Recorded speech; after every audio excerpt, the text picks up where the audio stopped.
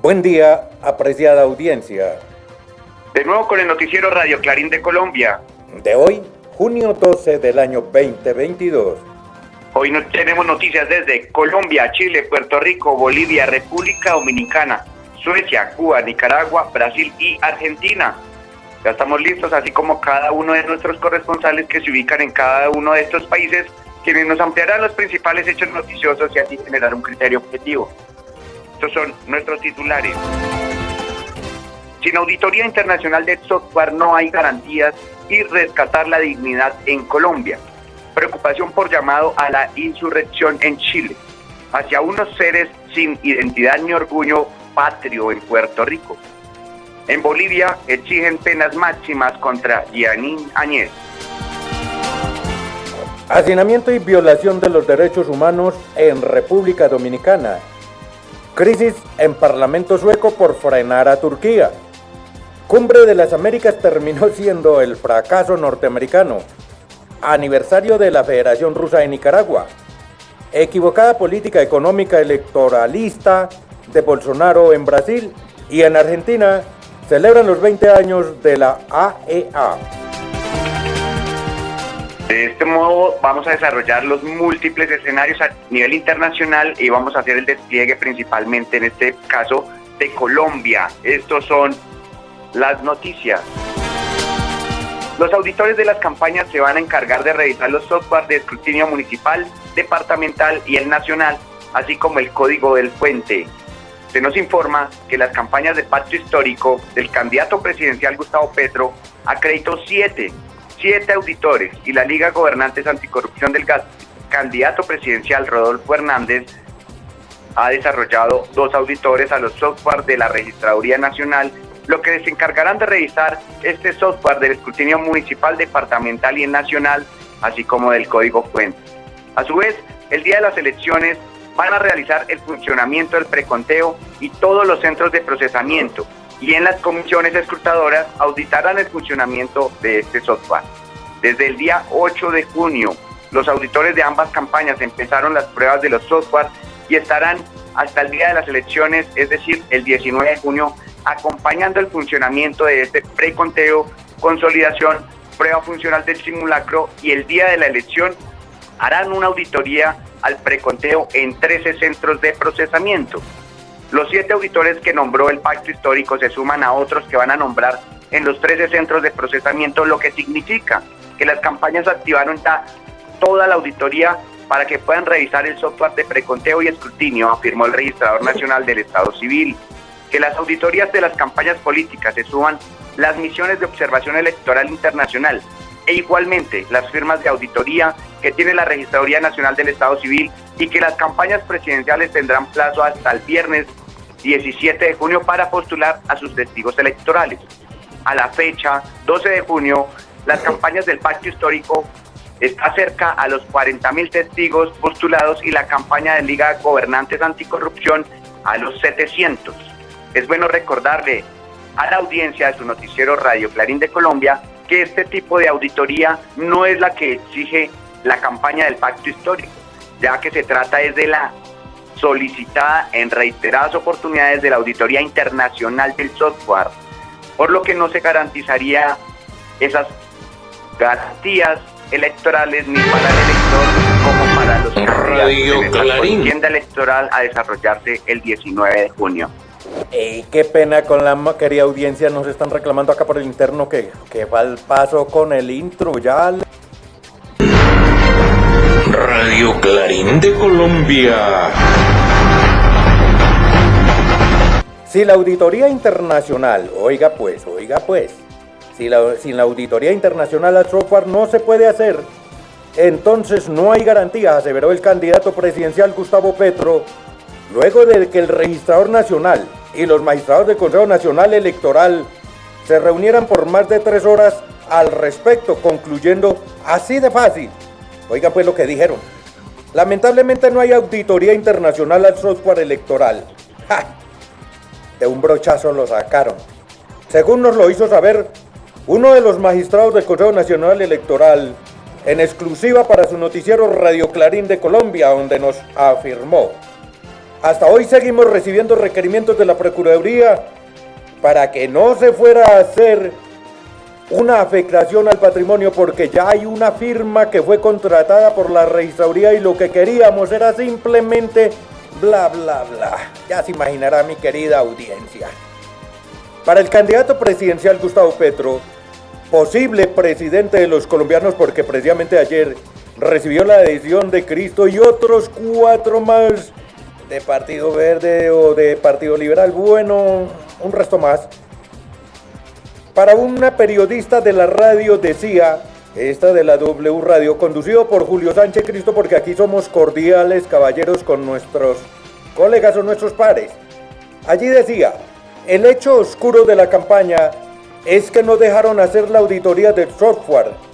Mientras no se pueda hacer auditoría al software de las mesas que va a la registraduría y con el cual hacen el preconteo y el escrutinio, que es lo que se está realizando en estos momentos, mientras eso no se puede hacer, y entre comillas se lo decimos a nuestra audiencia, no hay garantías. Eso se había establecido en la ley que tumbó la Corte Constitucional. Eso era el principio básico que salió de la sentencia del Consejo de Estado, que determinó que el software que tiene la registraduría es débil, atacable y manipulable, puntualizó precisamente el candidato posiblemente presidente Gustavo Petro Urrego para los colombianos. Y mientras esta garantía no se dé, quien nos dice que no hay un algoritmo malicioso que quita aquí y suma allá, lógico que sí, que es lo más probable. Si eso no se puede hacer, no hay garantías, puntualiza nuevamente Gustavo Petro, posible presidente de los colombianos a partir del 19 de julio, pero lógicamente se sentará después de exorcizar esa cochina silla sucia allá en casa de Nariño. Para contextualizar a nuestra audiencia, la auditoría internacional nace ante la exigencia del pacto histórico y de un algo así como un SOS en mayúsculas que hizo el mismo maizado del Consejo Nacional Electoral CNE, doctor Luis Guillermo Pérez, sobre la imperiosa necesidad de garantizar las elecciones con resultados creíbles y que el ministro de Hacienda inmediatamente autorizara los recursos para hacerle una auditoría internacional. Oiga pues, contó con la plata, contó con la anuencia del Consejo Nacional Electoral y sin embargo el registrador nacional se pasó por la faja esto y no quiso contratar la auditoría internacional a software. Esto habiendo pues la plata para la auditoría internacional a los softwares electorales que se usarán en las presidenciales, por lo que emite la resolución 1043, en la que destina los recursos solicitados por el CNE, Consejo Nacional Electoral, para la auditoría internacional de los software, y que incluso hasta el mismo Duque, así sea hipócritamente, también manifestara el interés porque se contratara de inmediato él mismo.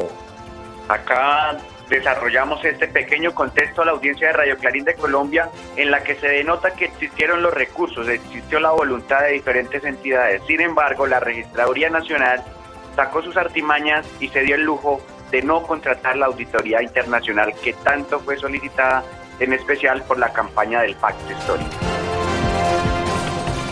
De esta manera, damos inicio a noticias del ámbito internacional.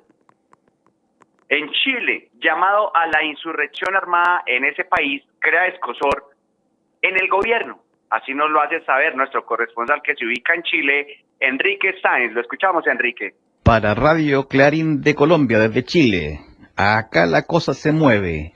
José Huanchunao, dirigente de la coordinadora Arauco Mayeco, Movimiento Revolucionario Mapuche, llamó a ejercer la resistencia armada, al igual que lo hiciera anteriormente el vocero de la CAM, Héctor Yaitul. Pero Huanchunao también llamó a tomarse los colegios ubicados dentro del territorio mapuche, lo cual ha causado escozor, terror en las autoridades de gobierno. Esto dentro de un amplio movimiento llamado a descolonizar la Araucanía.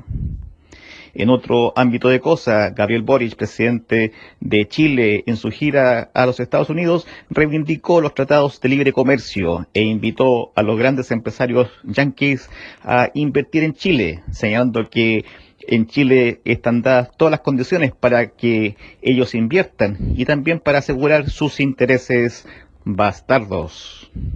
Boric, en cada momento que tiene en el exterior, deja claro su real sentido de gobierno, que no es otra cosa que prolongar el neoliberalismo y el sometimiento a la más grande potencia imperialista del mundo de todas las épocas. El pueblo mapuche sigue con su lucha y esperamos que vengan nuevas jornadas en el cual el movimiento de liberación nacional logre avances sustanciales. El estado de excepción, la militarización de la Araucanía sigue su curso y Boric pretende prolongarlo. Este fue el reporte para Radio Clarín de Colombia desde Chile. Les habló Enrique Sáenz. Gracias, Enrique.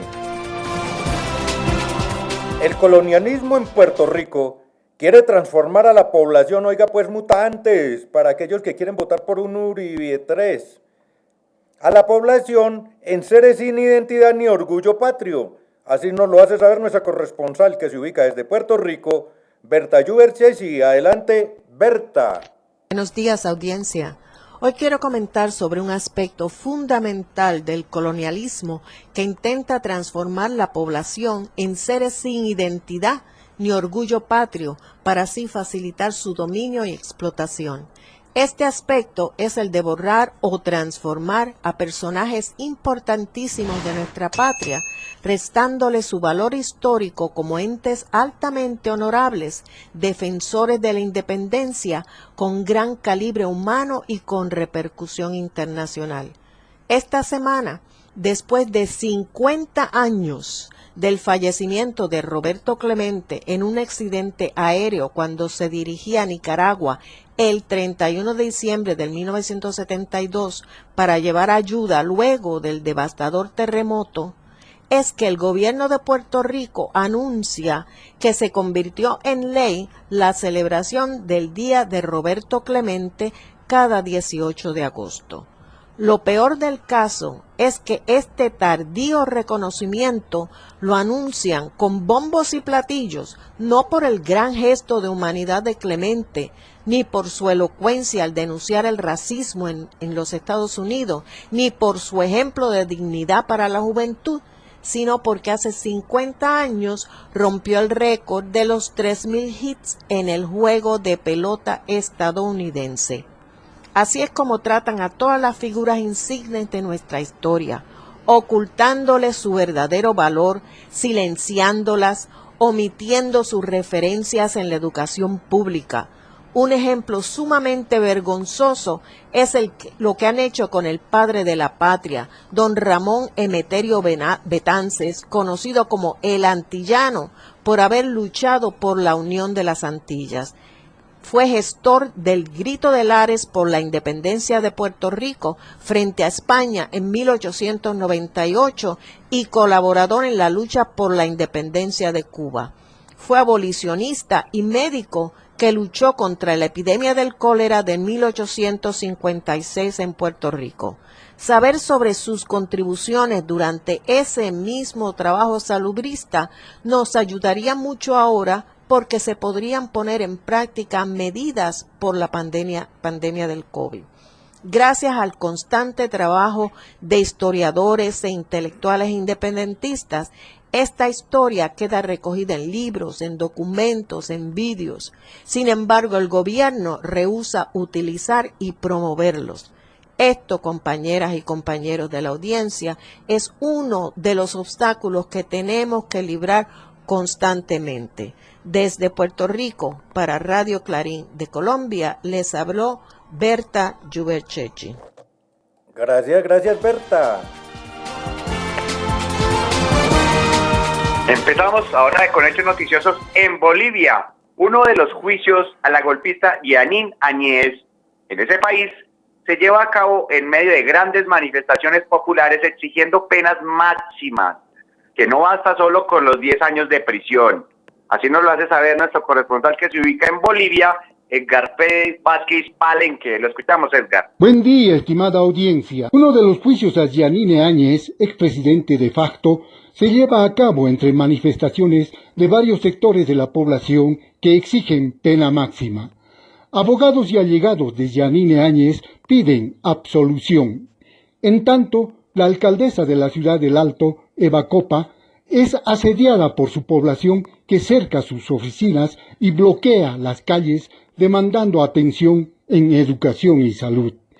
La movilización de la población en protesta se va repitiendo en varias ciudades y localidades rurales indignadas por la falta de trabajo de los elegidos. Políticos asambleístas y autoridades están perdiendo cada vez más la confianza de la población porque no cumplen con sus funciones. La inoperancia estatal se descubre de modo extensivo, acompañado de la corrupción en cientos de formas. No existe la verdadera representación de los pueblos en la estructura estatal. Mientras políticos y autoridades aprovechan siniestramente su oportunidad, los pueblos solo consiguen su atención cuando luchan. Esa es la vida en democracia. Desde Bolivia, para Radio Clarín de Colombia, les habló Edgar Freddy Vázquez Palenque. Gracias, Edgar. Crisis carcelaria en República Dominicana por hacinamiento y violación sistemática y de distintas modalidades de los derechos humanos, tal como nos lo hace saber nuestra corresponsal que se ubica en República Dominicana, Rebeca Enríquez. Adelante, Rebeca. Audiencia. Es de suma preocupación para los defensores de los derechos humanos en mi país realizar un trabajo a favor de los más vulnerables. Últimamente hemos tenido denuncias de parte de familiares de privados de libertad de distintos centros de corrección y rehabilitación CCR, el cual nos expresan supuestos abusos por parte de los agentes penitenciarios en cuanto a maltratos físicos y verbal. Además nos comunican que el dinero que le depositan sus familiares para el consumo dentro del CCR no les son entregados y supuestamente los agentes lo toman para prestarlo en la calle. Según los privados de libertad, tienen un negocio con el dinero que le depositan sus familiares. A la vez expresamos por este medio informativo que en estos últimos días hemos recibido quejas por parte de la ciudadanía. Supuestamente han sido víctimas de violencias y robo por parte de antisociales y que el Departamento de Investigación DICRIM no le da seguimiento a los casos por supuestos vínculos con antisociales. Según nos expresan, teman a la hora de ya poner una denuncia a dicho departamento. Desde República Dominicana para Radio Clarín en Colombia les habló Rebeca Enríquez, vocera nacional del Comité Dominicano de los Derechos Humanos. Gracias, Rebeca. Empezamos con hechos noticiosos ahora en Suecia. Enfrentamientos en el Parlamento sueco ante pretensiones de Suecia a pedir al gobierno turco que haga caso omiso a pedidos de extradición de kurdos en ese país. Así nos lo hace saber nuestro corresponsal que se ubica en Suecia, José Cheo Sánchez. Lo escuchamos, Cheo. Muy buenos días, queridos amigas y amigas. Sigue la papa caliente en el Parlamento sueco debido a que hoy van a decidir si Suecia va a pedirle a Turquía que haga caso omiso a los pedidos de extradición de los grupos kurdos que se encuentran en Suecia para así poder entrar a la OTAN con el permiso de Turquía. Mientras que la diputada sueca kurda en el Parlamento sueco dijo que todos los países europeos guardan silencio contra Erdogan. No puedo aceptar ese silencio. Reiterando su apoyo a los grupos sirios de mayoría turca, las unidades de protección del pueblo, YPG, y las unidades de protección de la mujer, YPG. Karabach, la diputada sueca, dijo que trabajó duro para que el gobierno socialdemócrata sueco siguiera apoyando a la administración autónoma del norte y este de Siria. YPG y YPG no son terroristas. Erdogan es terrorista. Esos estados de Medio Oriente lo son, dijo la diputada kurda sueca. Para Radio Clarín de Colombia les habló desde Suecia José Cheo Sánchez. Gracias, José Cheo. Oigan pues, el estrepitoso golpear de las mandíbulas largas. Y como era de esperarse, la excluyente Cumbre de las Américas terminó siendo efectivamente el fracaso más estripitante de los norteamericanos, pues del régimen norteamericano, tal como nos lo hace saber desde La Habana, Cuba, nuestro corresponsal Tony López. Adelante, Tony. Buenos días, audiencia.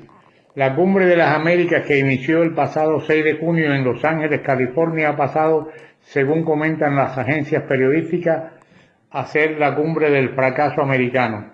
La exclusión de Venezuela, Nicaragua y Cuba a este convite gringo de hecho y de derecho deja de ser la Cumbre de las Américas, como muy bien denunció el presidente de México, Andrés López Obrador, y en respuesta a este gran insulto a la región se negó a asistir a la misma, conducta a la que se sumó el presidente de Bolivia, Luis Arce, y de Honduras, Xiomara Castro, y cerca de varios primeros ministros de cerca de 15 países caribeños, condenados por el Congreso del ALBA y los países miembros. Debo señalar que estos países también se han negado a participar, como por ejemplo el presidente de Guatemala y El Salvador. Una verdadera frustración y un desastre que los medios de prensa de los Estados Unidos tratan de revertir con sus mentiras. En realidad, como ya lo ha denunciado el gobierno cubano, se sabe de antemano que los documentos que se presenten a adoptar en Los Ángeles están divorciados de los verdaderos problemas de la región y son en realidad inútiles y omisos, más allá del esfuerzo por otorgar a la Organización de Estados Americanos una prerrogativa supranacional para decidir sobre la legitimidad o no de los procesos electorales y por la imposición a los gobiernos latinoamericanos y caribeños de conductas represivas, discriminatorias y excluyentes contra los inmigrantes, como lo hizo Luis Almagro cuando dirigió el golpe de Estado contra Evo Morales. En fin, que el fracaso de este evento es el reflejo del desprestigio moral de la política exterior de Estados Unidos y la crisis de su sistema hegemónico panamericanista. Nuestra América cambió y solo acepta una relación de igualdad y respeto mutuo, sin injerencias ni exclusiones. Para Radio Clarín de Colombia, desde La Habana, Cuba, les habló Tony López. Gracias, Tony. Desarrollamos hechos noticiosos nuevamente en Colombia. Recuperar prioritariamente la dignidad como país, como seres humanos, ha hecho que se polarice un poco en jornada electoral. Sin embargo, se rescata en ese contexto que la ciudadanía está reaccionando ante cosas que no están funcionando bien. Y es por eso que se va a depositar el voto este 19 de junio por Petro, por pacto histórico. Nos desarrolla esta principal noticia desde Colombia, Saúl Ignacio Peláez. Lo escuchamos, Saúl. Buen día, audiencia. Hasta que la dignidad se haga costumbre. Para volver a vivir en un país decente, en un país serio y en un país digno de admirar a nivel mundial, debemos de recuperar, entre muchas tantas otras cosas, la dignidad. Dignidad como país, dignidad como seres humanos, en todo lo que hacemos día tras día, dignidad para las grandes y pequeñas causas, dignidad para todo. Y eso lo podemos lograr con nuestros candidatos a la presidencia y a la vicepresidencia desde el Frente Amplio y desde el Pacto Histórico. Con el señor Rodolfo Hernández no lo podemos lograr bajo ninguna forma y de ninguna manera. Eso está totalmente demostrado hasta la saciedad. Y con suficiente ilustración de causa, desde la ciudad de Medellín, para Radio Clarín de Colombia, les habló Saúl Ignacio Peláez. Eso es, así es, Saúl Ignacio Peláez desde la querida Medellín, República de Colombia. Y así es, clarito y preciso, quien debe ganar es Gustavo Petro Urrego. Celebran un aniversario más de la Federación Rusa en Nicaragua. Desde Managua, nuestro corresponsal Eli Miranda. Adelante, Eli. Muy buen día, audiencia de Radio Clarín de Colombia. Las noticias desde Managua esta semana. Nicaragua celebra en estos días un nuevo aniversario de la declaración de la soberanía de la Federación de Rusia, del 12 de junio de 1990 tras la disolución de la Unión de Repúblicas Socialistas Soviéticas URSS. Las fiestas del Día de Rusia fueron precedidas el lunes 6 de junio por el homenaje realizado en Managua a Alexander Pushkin, 1799-1837, y fundador de la literatura escrita de la lengua rusa en los países soviéticos. La ocasión fue propicia para recordar los vínculos que unen a ambas naciones desde 1979, cuando triunfó la Revolución Popular Sandinista gracias a la insurrección popular que lideró el FSLN y que hoy gobierna Nicaragua tras su retorno al poder en 2007, con un enfoque de gobernanza de izquierda, progresista y antiimperialista. En diálogo con Sputnik, Svetlana Petrova, encargada de negocios de Rusia en el país centroamericano, calificó a Nicaragua de aliado clave y estratégico que trasciende a diferentes dimensiones del intercambio y la cooperación. Nos une una historia muy larga de vínculos, de relaciones bilaterales. Tenemos bastantes resultados de desarrollo en lo político, en lo económico, en lo humanitario, en lo cultural. Tenemos bastantes proyectos económicos y comerciales beneficiosos para ambas partes. Y todo eso en general es la hermandad para dos pueblos, porque somos los aliados estratégicos, somos aliados claves, Rusia y Nicaragua, manifestó Petrova. La diplomática resaltó la importancia del intercambio en la juventud, lo que permitirá acercar las culturas de ambas naciones, contrastada por la distancia y los idiomas. Tenemos un programa de becas para los jóvenes nicaragüenses para ir a estudiar en las mejores universidades del país, y en la Universidad Nacional de Ingeniería de Managua funcionan cursos de ruso y funciona el centro ruso Ruskimir, que le da la oportunidad a los jóvenes a aprender la cultura rusa y el idioma ruso, explicó la funcionaria de Moscú. Por su parte, Bela Firainer, originaria de la oriental región ucraniana de Donbass y radicada en Nicaragua desde 1983, dijo a Sputnik que las relaciones entre Managua y Moscú están identificadas por la lucha de ambos pueblos por la justicia y contra el dominio imperialista. La identificación es política con el FSLN por su ideología afín a la posición soviética contra el imperialismo para defender a los más necesitados y que haya justicia en el mundo, a pesar de que han habido cambios de presidente en los gobiernos tanto de Nicaragua como de Rusia. Pero el apoyo al pueblo de Nicaragua de parte de Rusia siempre ha sido incondicional. Ahora todo el mundo sabe que parte de los buses que circulan en Managua son rusos, que la mayoría de la maquinaria agrícola es rusa, los fertilizantes, la medicina y el trigo son rubros importantes de la cooperación rusa. El pasado 18 de enero del año en curso, el presidente ruso Vladimir Putin manifestó su apoyo invariable a la reelección del mandatario Daniel Ortega y su disposición de contribuir al desarrollo económico de Nicaragua. En tanto, Managua ha respaldado la iniciativa de Moscú de liberar a los pueblos de Donbass de la agresión neonazi de Ucrania. Ambos países son objeto de sanciones financieras, migratorias y políticas por parte de los Estados Unidos y la Unión Europea. Desde Managua, para ustedes, informó Eli Miranda. Gracias. Gracias, Eli. De hechos noticiosos de Nicaragua pasamos a hechos noticiosos relevantes en Brasil.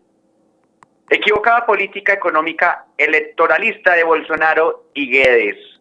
Recordemos que la catástrofe por pandemia fue una demostración nefasta de su gobierno. Y ahora la política económica, así nos lo hace saber nuestro corresponsal, que se ubica en Brasil, Bruno Lima Rocha. Lo escuchamos, Bruno. Hola, audiencia. Esta semana tuvimos otros pasos de loco, yo diría, absurdos en la política económica brasileña.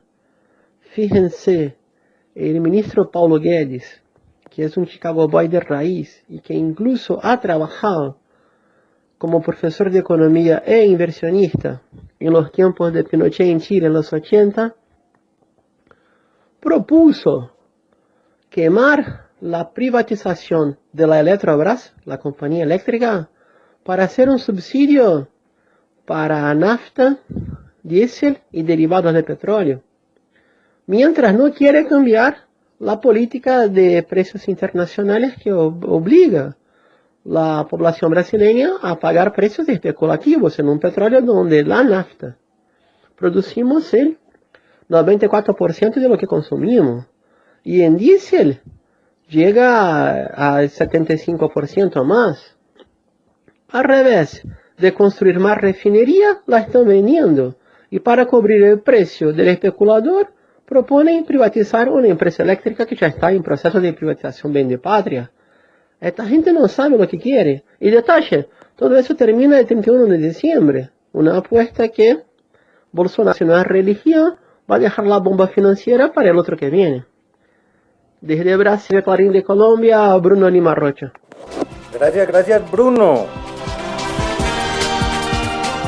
Lo más concentrado del poder en Argentina se reunió esta semana celebrando los 20 años de la AEA. Así nos lo hace saber desde Buenos Aires nuestro corresponsal Alberto Mas. Adelante, Alberto. Buenos días, audiencia. Esta semana se reunió lo más concentrado del poder en la Argentina, celebrando los 20 años de la Asociación Empresaria Argentina, la AEA, donde quedó plasmada la opinión de los más grandes capitalistas del país, desde apelaciones contra el comunismo, una queja porque deben pagar impuestos y una cerrada oposición al gobierno que está por enviar al Congreso un gravamen contra la renta inesperada que se le cobraría solo a aquellos que se vieron fuertemente beneficiados con los aumentos de precios que ocurrieron a nivel internacional por la guerra entre Rusia y Ucrania, además de oponerse al aumento de integrantes de la Corte Suprema de Justicia, que está en la picota y que siempre le fue favorable a ellos. Bueno, en momentos en que los nuevos pronósticos sobre la inflación vuelven a darla para el mes de mayo alrededor del 6% mensual, cuando el gobierno apela al diálogo con los formadores de precios, sin avanzar en otras medidas, como podrían ser la ley de abastecimiento o imponer retenciones a las exportaciones de granos que se producen en el país, cuyos valores se dispararon y los trasladan automáticamente a los precios del consumo interno. En esta reunión de empresarios, al consultársele al titular de una de las mayores cadenas de supermercados y la única en la Patagonia, ¿qué opinaba de la inflación? Contestó: remarcamos los precios todos los días. Y eso produjo una risa generalizada del resto de los empresarios. Es decir, el capital se ríe del pueblo trabajador al que le roban todos los días generando inflación. Y esto no es nuevo. Ya un ministro de Economía en el año 1989 dijo que le habló a los mercados con el corazón y le respondieron con el bolsillo. Bueno, ahora repiten la respuesta, y esta vez en boca de Federico Braun, un empresario cuya familia estuvo ligada a todas las dictaduras que se produjeron en el país desde 1900, y gracias a ella amasaron la actual fortuna. El capital de la anónima, que en la Patagonia la nombran ladrónima, por lo de ladrona, está manchado de sangre. Desde Argentina para Clarín de Colombia, habló Alberto Mas. Gracias, Alberto. Y así, querida audiencia, hemos llegado al final de esta emisión. Hasta el próximo día. Radio Clarín. Radio Clarín de Colombia.